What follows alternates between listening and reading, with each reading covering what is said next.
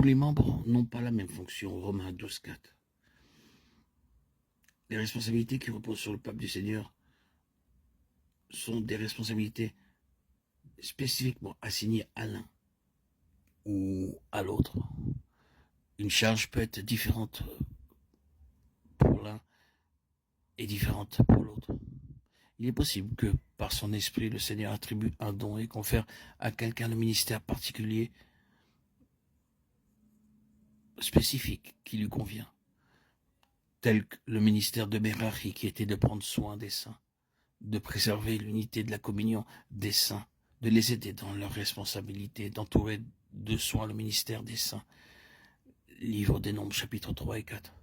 D'autres peuvent être caractérisés par une charge spécifique en relation avec les principes de l'Assemblée. D'autres peuvent être conduits dans ce service qui est davantage en contact direct avec Dieu lui-même et en gardant à l'esprit l'importance, réalité des personnes divines. Le danger est que nous commencions à faire de notre ministère quelque chose d'hermétique. Pour une compréhension mentale de la différence, imaginez simplement des moyens alternatifs de mettre en application cette vérité.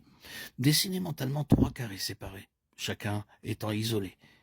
Et vous aurez ce qui correspond, de temps à autre, de nos jours, à une très grande partie du caractère du service pour le Seigneur. Oh, ceci est mon travail, c'est ma part, c'est ma branche. Je suis appelé à être ceci, à faire cela. Vous avez votre travail, vous avez votre domaine spécifique, j'ai le mien. Continuez avec le vôtre, je m'occuperai du mien et qu'il n'y ait pas d'interaction entre nous. La rupture commence à ce moment-là. Je suis un évangéliste, non un docteur. Vous occupez de votre enseignement et moi de mon évangélisation. N'interférons pas l'un avec l'autre. Ceci est placer la responsabilité dans un compartiment hermétique. Il en résulte toujours des pertes. Pouvez-vous me dire ce que Paul fut? Nous avons une large sélection dans laquelle nous pouvons choisir pasteur, docteur, évangéliste, apôtre, prophète. Chacun d'eux était vrai, mais vous devez tous les nommer pour obtenir la vérité. Pourquoi? Car Paul fut le vase spécialement choisi pour la révélation de l'Église. Et donc, en étant ce vase, il doit être constitué de tout ce que représente l'Église, de chaque aspect. Il est apôtre, prophète, pasteur, docteur et évangéliste. L'Église est cela. Il n'est pas question de ce que vous et moi pouvons être, mais de ce que l'Église est.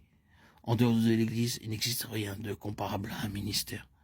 Le ministère est l'Église en action, et elle œuvre dans différentes directions, à travers ses membres. Mais c'est l'Église du Nouveau Testament. L'Église fonctionne par le moyen de quelques-uns dans l'évangélisation, par d'autres dans le domaine pastoral et de l'enseignement.